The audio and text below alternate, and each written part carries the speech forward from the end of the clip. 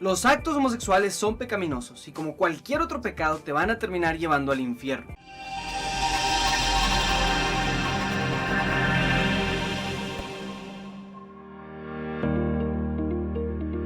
Buenas, mi nombre es Nicolás Vera y esto es Pensarlo de Vuelta, un espacio para repensar lo que sabemos, aprender lo que queremos saber y exponernos a lo que no sabemos. En esta serie voy a tocar temas relacionados con la sexualidad, principalmente la homosexualidad y la religión. En pocas palabras, mi pensamiento es que la religión da una mala guía para vivir tu sexualidad. Esto lleva al sufrimiento innecesario de las personas religiosas y las no tan religiosas también. Quiero dar una visión distinta, racional, con el objetivo de que las personas que se sientan restringidas por las ideas religiosas puedan llegar a un lugar de mayor aceptación y bienestar.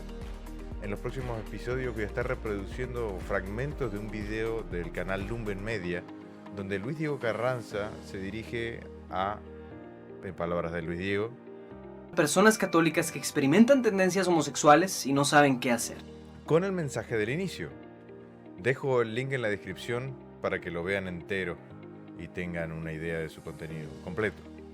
En este episodio voy a mostrar brevemente los fundamentos sobre los que la Iglesia Católica se basa en su posición con respecto a la homosexualidad y voy a plantear la pregunta si son suficientes para planear tu vida sentimental y sexual.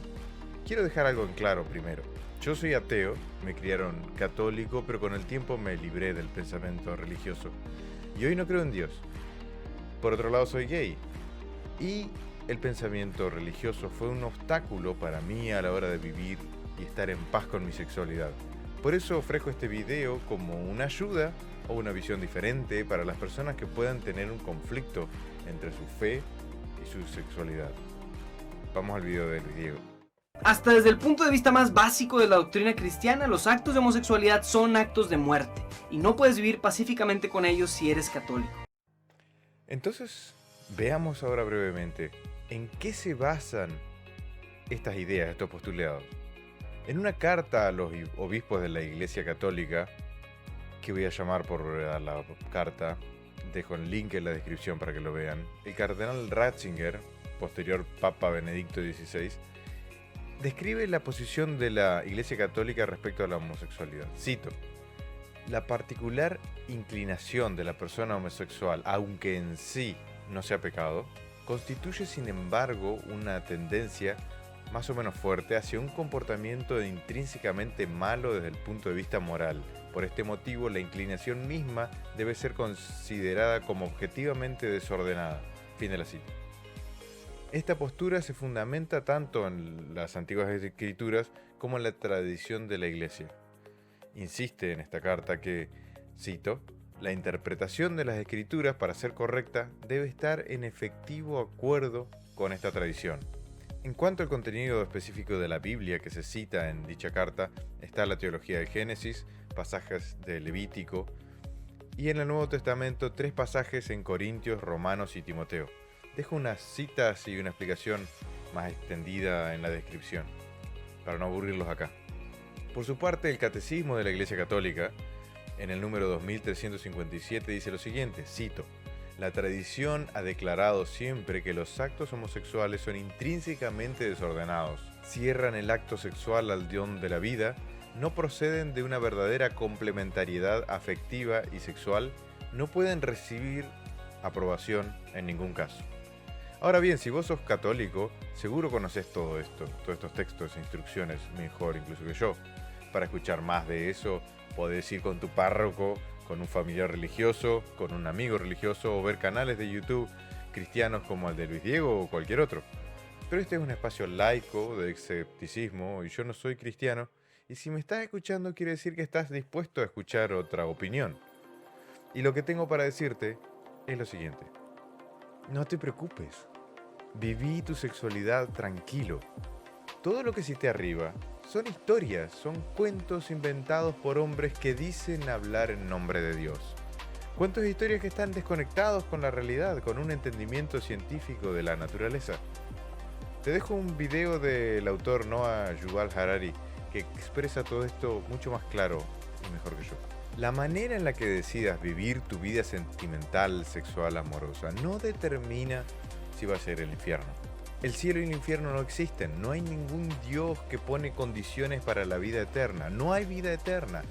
Esta es la única vida en la que vas a tener la posibilidad de amar, de ser feliz y hacer felices a otras personas. Pero entiendo que solo diciéndote esto no te voy a convencer. Entiendo que si vos realmente crees en el infierno, en Dios, en el cielo, no te voy a convencer con un video o este episodio de que eso no es así. Así que le vamos a tener que dedicar unos minutos más. Aunque más adelante espero ahondar más en estos temas. Vamos a analizar la estructura básica del argumento desde la óptica religiosa. 1. Dios existe y es responsable de toda la creación. 2. Creó una vida después de la muerte, la cual puede ser buena o mala, es decir, cielo o infierno. 3. Hay ciertas reglas que Dios dispuso a partir de las cuales se determina tu destino en esa vida eterna. Y algunas de esas normas están referidas al comportamiento sexual.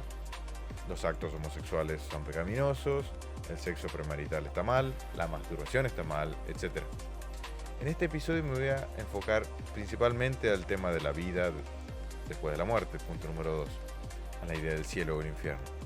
Si vos creés en esta lógica, y como supongo sería lógico no querés pasar tu vida en el infierno posterior a la muerte, vas a hacer lo necesario para evitar ese destino. Y eso está bien, está perfecto, lo más sensato. A ver, tus creencias informan tus acciones. Y si crees que los actos homosexuales, la masturbación o el sexo premarital o el uso de anticonceptivos te van a llevar al infierno, no lo haces. Pero ¿cómo sabes que existe el infierno? ¿O que una vida homosexual te va a llevar ahí? ¿Crees en eso como una consecuencia lógica del estudio de la realidad? ¿O porque creciste en un entorno que lo daba por hecho, te lo transmitió y nunca te lo cuestionaste? Como dijimos, las justificaciones de que todo esto es cierto están en la Biblia y en los textos que representan la tradición de la iglesia, como la carta que vimos de los obispos. Llamémosle a todo eso evidencia. En base a esa evidencia, se te pide que tomes quizás una de las decisiones más importantes de tu vida. Esto es abandonar una vida sentimental, sexual, amorosa, con la promesa del cielo y para evitar el infierno, para estar en paz con Dios. Por lo tanto, creo que tenés que preguntarte si esa evidencia es suficiente. Vamos a hacer un ejercicio mental, un ejemplo para comparar esta situación con algo que quizás sea más mundano o cotidiano. Vamos a suponer que querés ir a vivir al exterior para encontrar mejores condiciones de vida, en un país como Canadá, España, Australia, Nueva Zelanda. ¿Cómo sabés que ese país es mejor que tu país actual? Argentina, en mi caso. Buscas información como salario mínimo, oportunidad de trabajo, salario promedio, inseguridad, etc. Tratás de contactarte con algún residente de ese país para que te cuente, o alguien quizá que haya emigrado de tu país y te pueda contar toda la experiencia. Podés ir a ese país para tener una idea de primera mano antes de tomar una decisión. Yo, por ejemplo, estuve un año en Australia y eso me da muchísima información para decidir si quisiera ir a vivir a ese país o no. Por el contrario, si tu objetivo es mejorar tus condiciones de vida, dudo que quieras emigrar a un país como Corea del Norte, Irán, particularmente Irán si sos gay, o para poner un ejemplo más cercano, Venezuela. ¿Y por qué no harías esto? Probablemente porque sepas que las condiciones de esos países no son mejores al lado de tu país actual. El nivel de pobreza es más alto, no hay libertad de expresión, se violan los derechos humanos, etc. ¿Cómo sabes esto? Y probablemente porque lo veas en las noticias, en documentales, podés mirar el índice de libertad económica, otros informes que describen y comparan diferentes países.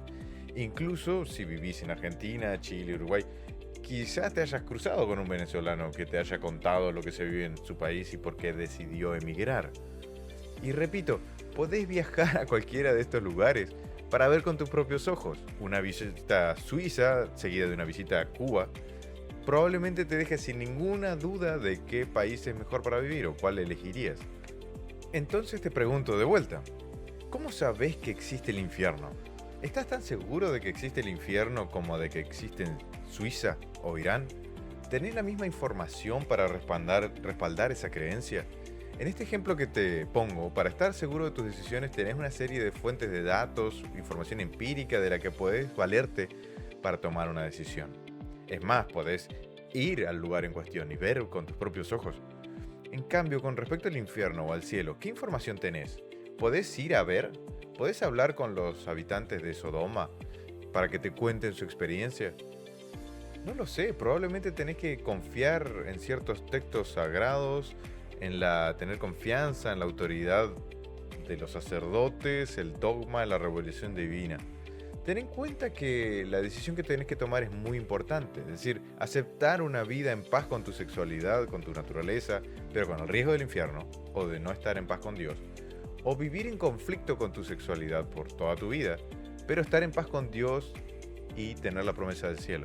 Ahora, a esa ecuación, agregale que no tenés ninguna certeza de que el cielo o el infierno existan. Por lo menos, para el ejemplo, no tenés ninguna certeza de que existan como existen Suiza o Irán.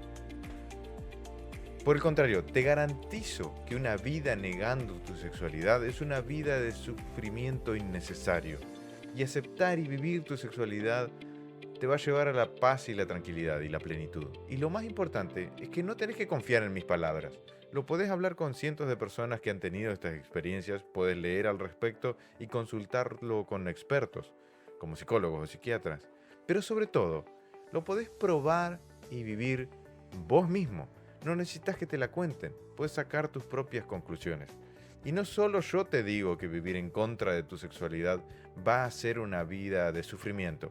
La iglesia también lo reconoce. Es más, te llama a vivir en sufrimiento. Lo enaltece, cito la carta de los obispos. ¿Qué debe hacer entonces una persona homosexual que busca seguir al Señor?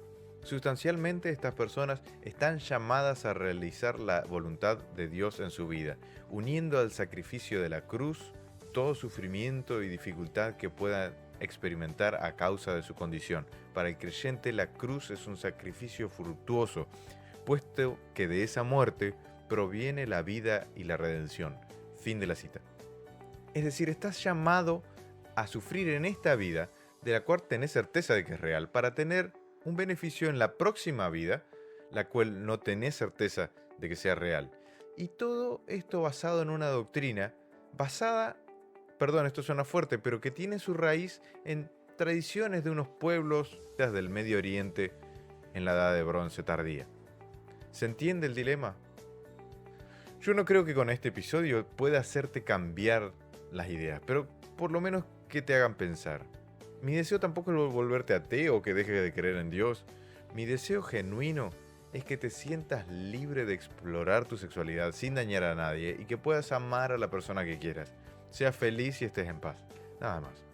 Y si te cuesta pensar que el cielo o el infierno no existen, espero que al menos consideres que si Dios es el Dios de bondad, que se supone que es, no te va a castigar por amar a una persona del propio sexo, de tu propio sexo. No te va a juzgar por tener una relación sentimental, sexual, consensuada con otra persona. Entonces, ¿los actos homosexuales te pueden llevar al infierno? En conclusión, mi pensamiento es que el infierno como tal no existe, pero podés vivir un infierno en esta vida si negás y reprimís tu sexualidad. Así que ten cuidado con tus decisiones y la información que usás para tomarlas. Ahora te pregunto, ¿tenés un doble estándar para evaluar la información que te lleva a tomar decisiones en cuestiones de la fe por un lado y cuestiones de la vida más mundana por el otro? Pensalo, es importante. Gracias por acompañarnos hasta acá, espero que te haya hecho pensar y te haya gustado. Si conoces a alguien que esté en conflicto entre su fe y su sexualidad, considera compartirlo, lo puede ayudar. Muchas gracias, chao.